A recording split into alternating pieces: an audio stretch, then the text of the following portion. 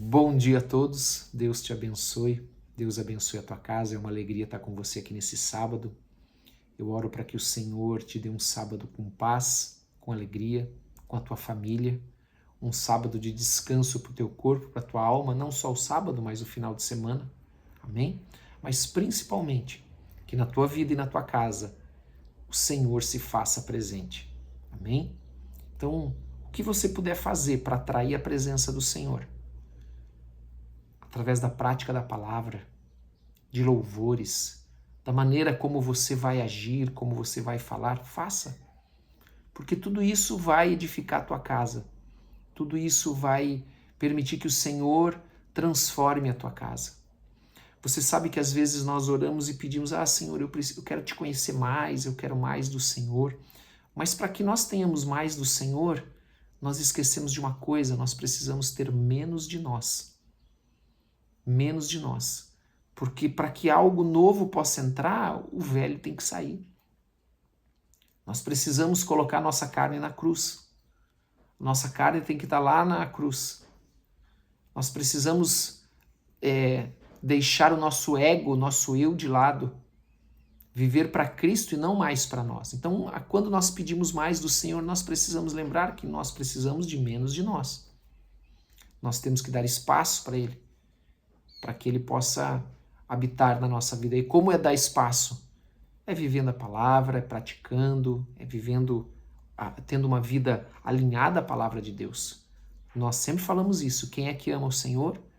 Aquele que ouve a sua palavra e obedece. Esse é que ama o Senhor. Lá em João capítulo 14, eu sempre friso isso. Porque às vezes as pessoas querem espiritualizar. Não adianta você ler a Bíblia, você orar, você jejuar, se você não obedece a palavra de Deus. E tem pessoas que fazem isso. Aqui nós vamos ver agora, por exemplo, Lucas capítulo 1, verso 26. Se você puder, você pode abrir. Amém? Enquanto você abre, eu quero dizer para você que esse é o dia que o Senhor fez. Nele nós nos alegraremos. Glória a Deus. Amém? Nós vemos aqui em Lucas capítulo 1, vimos ontem o anúncio do nascimento de João Batista, que Zacarias é surpreendido pelo anjo, amém? E eu disse que você vai ser surpreendido pelo Senhor também, porque a promessa de Deus vai se cumprir na tua vida, os propósitos de Deus vão se cumprir na tua vida. E agora nós vamos ver o anúncio do nascimento de Jesus. E nós não podemos esquecer que as promessas de Deus, elas são perfeitas. A palavra de Deus, ela é perfeita, a palavra de Deus, ela não falha. A vinda de João Batista foi profetizada porque ele viria diante do Senhor preparando o seu caminho, ele viria no poder e na unção de Elias. Então não adiantaria nascer somente João Batista se o Messias não nascer. E vice-versa, o Messias precisa nascer. Mas João Batista também precisa, porque isso foi anunciado, foi profetizado. Então a palavra de Deus, ela sempre se cumpre, ela vai se cumprir na tua vida. Nós não podemos esquecer que é preciso viver a palavra de Deus. Algumas pessoas alegam que a palavra de Deus existem partes ou alguns temas na palavra de Deus que eles não têm uma resposta. Talvez essa seja a pergunta. E é verdade mesmo, se você estudou a Bíblia, se você leu ela várias vezes, você vai ver que tem temas que a Bíblia não se preocupa em explicar, em falar, em desenvolver aquele tema. Porque a Bíblia, ela segue a linha de Jesus. Ela segue a promessa de que viria, dada lá em Gênesis, quando Adão e Eva pecaram, que viria o Messias. Viria um descendente que iria ferir a serpente na cabeça. E então vem Jesus Cristo, e essa é o que a Bíblia, é o intuito da Bíblia, falar sobre esta linha, sobre as alianças de Deus, esta linha até Jesus, aonde então nós temos a nova e última aliança. Antes houveram outras alianças. Por exemplo, houve uma aliança com Abraão, uma aliança com Davi, até antes, com Noé, com Adão, mas a última aliança é a aliança com Jesus. É a que nós estamos vivendo. Não vai ter uma outra aliança de Deus. Isso é muito importante nós entendermos. Esta é a última aliança, porque não vai haver outra. Depois dessa aliança virá o fim, onde a palavra de Deus diz que pelo fogo tudo será consumido, tudo será abrasado e tudo vai desaparecer. E nós vamos estar com o Senhor. Amém? Então a Bíblia ela é muito alinhada desde o início, desde Gênesis. Apesar de vários autores terem escrito a Bíblia, nós temos lá o Pentateuco, né? Escrito por Moisés. Nós temos agora, por exemplo, no Novo Testamento, Lucas e Atos, escrito por Lucas, pelo próprio Lucas. Mas, de maneira geral, foram vários autores. E todos os autores vão apontando e direcionando para Jesus. Isso é tremendo. Então a Bíblia ela não se contradiz. Você não vai encontrar uma contradição na Bíblia. Por isso que nós falamos assim, eu quero ouvir a palavra do Senhor. Então o primeiro lugar que você vai ouvir a palavra do Senhor é na Bíblia. E quando o Senhor falar ao teu coração, quando o Senhor falar com você, esta palavra vai estar alinhada à Bíblia. Nunca vai ser uma palavra que... Você nunca vai receber uma palavra de Deus contrária à Bíblia, para fazer algo que a Bíblia diz que não é para fazer. Você nunca vai dizer Deus se contradizendo, e a Bíblia também não se contradiz. Então, aqui nós vemos agora o nascimento de Jesus, o cumprimento da promessa do nascimento do Messias, do libertador, do salvador do mundo, né? E algumas pessoas, elas perguntam para mim, pastor, mas por que você não fala mais? Por causa do nosso tempo. Porque eu tenho o objetivo de falar no máximo 10 minutos. Um pouquinho mais eu tenho passado, eu sei, chego a 12, 13, né? Mas o objetivo é chegar a 10, estar ali em torno de uns 10 minutos.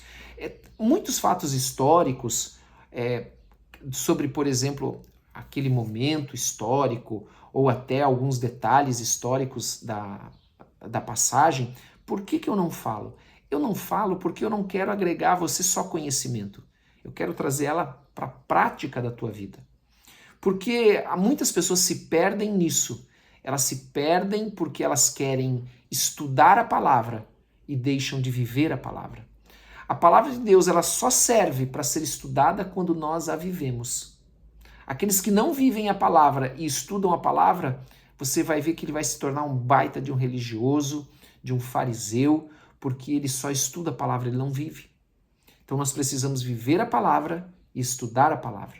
E aí eu estudo a palavra, aprendo mais um pouco e torno e acrescento uma nova ou mais aquele meu modo de vida, a minha prática de vida. E eu preciso fazer sempre assim. Amém? Então vamos ler aqui o texto em Lucas 1:26, que diz que o anjo Gabriel, como eu já disse, há várias hierarquias celestiais, tanto no reino dos céus quanto no reino das trevas. E o anjo Gabriel é enviado da parte de Deus, ele é um anjo mensageiro, para uma cidade da Galiléia chamada Nazaré, a uma virgem desposada com certo homem da casa de Davi, cujo nome era José, e a virgem chamava-se Maria. Desposada significa que ela já era noiva. Só que o noivado, para eles, já era um casamento, ainda que não houvesse nenhum tipo de relação ainda, sexual, né? Enfim, nenhum tipo de intimidade. Então, eles já eram considerados casados e aquilo não podia ser desmanchado. Para desmanchar, aquilo tinha que ser feito de maneira formal, né? Por isso que quando José descobre que Maria está grávida e ele pensa em abandoná-la, ele pensa em abandonar para poupar, porque quem levaria a culpa seria ele, não seria ela, né?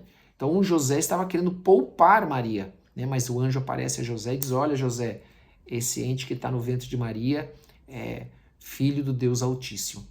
E ele continua e diz assim, entrando o anjo onde ela estava, disse, alegra-te, muito favorecida, o Senhor é contigo. Ela, porém, ao ouvir esta palavra, perturbou-se muito e pôs-se a pensar no que significaria essa saudação. Mas o anjo lhe disse, Maria, não temas, porque achaste graça diante de Deus. Pense nisso, né? Maria, que mulher bem-aventurada, porque ela estava recebendo esta missão de conceber o Filho de Deus, que nós vamos ver mais para frente, ele dizendo, eis que conceberás e darás ao filho a quem chamarás pelo nome de Jesus. Este será grande e será chamado Filho do Altíssimo. Então, o anjo está dizendo que se ele é Filho do Altíssimo, ele usa um termo equivalente aqui, que significa então que se ele é Filho do Altíssimo, ele é como o Altíssimo. Ele é o Filho de Deus. Ele é a imagem de Deus, né? Por isso que quando perguntam para Jesus, Senhor, mostra-nos o Pai, Jesus diz assim, mas como que vocês querem ver o Pai? Vocês não sabem que quem me vê o Pai? Né? É tremendo, né? A palavra de Deus ela é tremenda, como eu disse, ela não se contradiz. o que acontece é que muitas pessoas se perderam estudando demais a palavra e deixaram de viver a palavra. Deus, o Senhor, lhe dará o trono de Davi, seu pai. Ele reinará para sempre sobre a casa de Jacó e o seu reinado não terá fim. É a promessa que havia sobre o Messias. Esta é a promessa. A promessa está se cumprindo. Aqui ela está se cumprindo. E a promessa que Deus tem para a tua vida, ela vai se cumprir da mesma maneira. Porque Deus não vai, como eu disse, ele não vai ficar devendo nada para ninguém. Nada nem para mim, nem para você. Então disse Maria ao anjo: como será isso, pois não tenho relação com homem algum? Respondeu-lhe o anjo: descerá sobre ti o Espírito Santo e o poder do Altíssimo te envolverá com a sua sombra. Por isso, também o ente santo que há de nascer será chamado Filho de Deus. E Isabel, tua parenta, igualmente concebeu um filho na sua velhice, sendo este já o 6º mês para aquela que dizia ser estéril. Olha aí a promessa de Deus. A promessa de Deus ela é completa, ela nunca vem pela metade. Amém? A promessa de Deus, quando ela se cumpre, ela traz paz, ela não traz perturbação. Porque para Deus não haverá impossível em todas as suas promessas. Isso aqui é uma afirmação para mim e para você, para nós aprendermos e lembrarmos que para Deus nada é impossível em todas as suas promessas. Não importa as circunstâncias, não importam como as coisas estão, o que nós estamos vendo ou ouvindo. Se é promessa de Deus, ela vai se cumprir. Deus fará, isso que importa. Deus não vai falhar comigo e nem com você. Ele fará e cumprirá suas promessas na tua vida. Se você tem uma promessa, assim como Josué disse, olha, eu e a minha casa serviremos ao Senhor. E você tem uma promessa onde você crê que você e a tua casa vão servir ao Senhor. Pela fé, você vai apresentar ao Senhor isso e o Senhor vai restaurar a tua casa em nome de Jesus. Amém? Porque para Deus não haverá impossíveis em todas as suas promessas. Então disse Maria: aqui está a serva do Senhor, que se cumpra em mim, conforme a tua palavra. E o anjo se ausentou dela. O que nós precisamos tirar aqui para nós? Será que nós estamos dispostos a deixar Deus cumprir a sua palavra em nós? A deixar que a promessa, as palavras de Deus se cumpram através da nossa vida? E como? Vivendo essas palavras, praticando estas palavras, crendo na palavra, em nome de Jesus. A palavra de Deus diz que o justo viverá pela fé na palavra de Deus, pela fé nas suas promessas, naquilo que ele disse. Então esta pergunta esta afirmação que Maria faz, aqui está a serva do Senhor. Será que você pode dizer agora, aqui está o servo do Senhor, que se cumpra em mim, conforme a tua palavra? E o anjo se ausentou dela. Que se cumpra em mim, que se cumpra em você, que se cumpra em nós a palavra do Senhor. Para aqueles que o buscam, para aqueles que o amam, para aqueles que o temem, em nome de Jesus Cristo. Amém?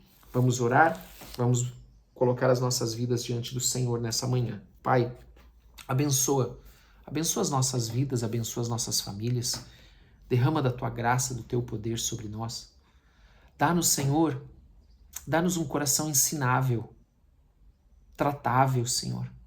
Tira toda a dureza do nosso coração, tira de nós toda a cerviz dura, em nome de Jesus, toda a cerviz que não se dobra, que não se prostra diante do Senhor, que não é capaz de mudar, de reconhecer que precisa mudar. Em nome de Jesus, as atitudes, as palavras, a forma de agir, o modo de pensar. Meu Deus, traz a tua bênção sobre nós hoje. Traz a tua graça, a bênção do Espírito Santo, ministrando nas nossas vidas, falando conosco, transformando-nos em nome de Jesus. Abençoa, Senhor, cada um de nós. Abençoa, Senhor, as nossas famílias. E abençoa, Deus, as nossas casas com proteção, com saúde, em nome de Jesus. Também, Senhor, nós pedimos, abençoa o Brasil. Abençoa em nome de Jesus Cristo. Derrama sobre nós a tua bênção, a tua graça. Traz à luz as coisas que estão escondidas, ocultas. Não permita que nenhum plano contra o Brasil prospere, mas tudo seja frustrado, cancelado na autoridade do nome de Jesus, o nome que é sobre todo nome. Que Deus te abençoe em nome de Jesus Cristo. Tenha um dia abençoado em nome de Jesus.